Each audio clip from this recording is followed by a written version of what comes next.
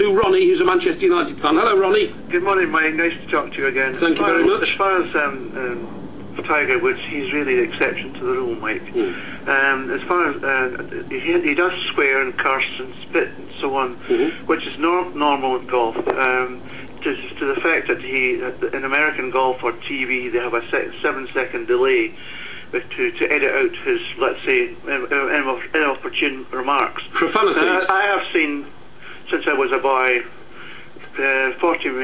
over 40 major championships, and it's, as Mike Graham says, the last bastion of decent play, fair play, no cheating is the game of golf. They still have the etiquette, and Tiger Woods, whatever he does off the golf course, I'm not really interested. It's his image on the golf course. I know he's a winner, but I just think it, as Tom Watson has said in different words to me, clean up his act, because basically the game of golf will outlive him. But he's the best ever, Ronnie, so different rules apply. Different rules must apply. No, they don't. No, sorry, I disagree with you, Mike, and totally.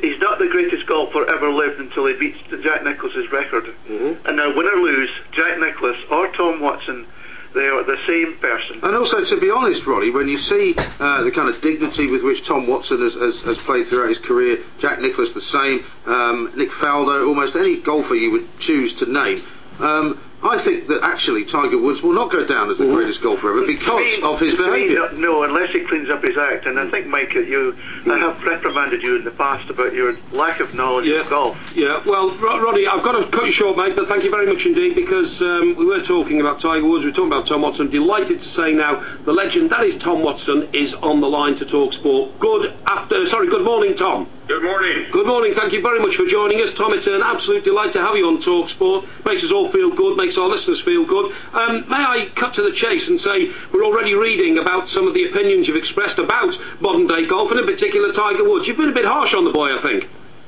Do you really think that way? Well, I'm looking at, when you say his behaviour on the golf course doesn't show the respect for the game that the players who came before him have shown. It doesn't respect Jack Nicklaus, Arnold Palmer, Byron Nelson, Ben Hogan and Nick Faldo. He needs to clean up his act. But haven't times changed both in society and on the golf course, Tom? I stand by that comment. I think that's very apropos the golf is a game of respect and tradition. I mean, if you want to have a different tradition than that, go right ahead, but I don't buy it. Tom, I think you're absolutely right. You also say he needs to show more humility to the fans. I mean, I was just saying to a caller who was on just before you came on, the dignity with which we associate golf and great golfers such as yourself and Jack Nicklaus and Nick Faldo and others.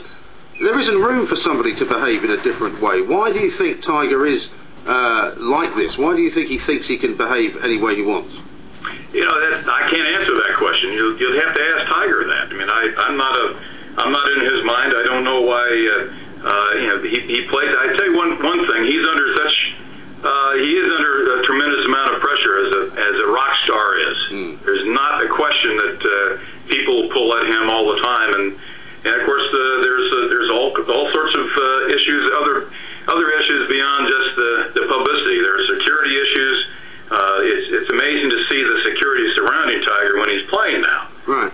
It's unprecedented in our game. I mean, we haven't really seen too much of Tiger on these shores since all of his personal troubles and his travails. How have the American golfing public kind of welcomed him back into the fold, or have they not done that? I don't know. I haven't really been around the public to know. A lot is being made about Tiger because he's the top player in the game, and I wish him well. I hope that he gets through this over a period of time and carries on. This is a difficult time for him. He's gone through injury and has gone through his personal problems, and these are two issues that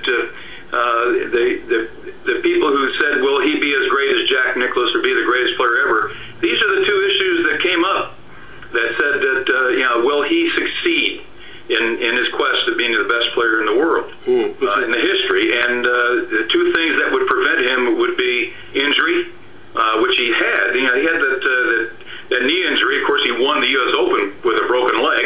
Yeah. And then personal issues. And, we'll just have to see how, these things settle out and see how he gets on along in life. All we're doing right here is speculating. Yeah, absolutely. Tom, in a moment, I want to talk to you, please, about your new instructional DVD, Lessons of a Lifetime. Believe me, I'm going to get hold of a copy and take it home, because I'm one of those who can thrash around and never get any better. But just before I do, on the Tiger issue, on the forthcoming Open, if anywhere is going to straighten up somebody who doesn't quite understand the etiquette of golf, it's going to be St Andrews, isn't it? And couldn't that possibly be a watershed, a catalyst for Tiger to remember his roots and where he came from and where he should be going to?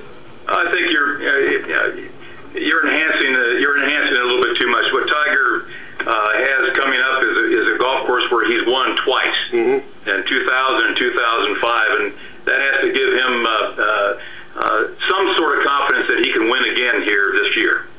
Absolutely. And Tom, you had a remarkable performance last year at Turnberry, which was something that gave great hope, I think, to many club golfers who thought, well, if Tom Watson can absolutely be joined. Hang on, excuse me, Tom Watson has won it 5 times. No, I know, but I mean, to be fair, Tom Watson can be kind to an old man. Well, you did tremendously well, and I mean, everyone was rooting for it. It was a shame that you came second, but it was fantastic. What are you hoping that's going to come out of your appearance at St Andrews end of next week?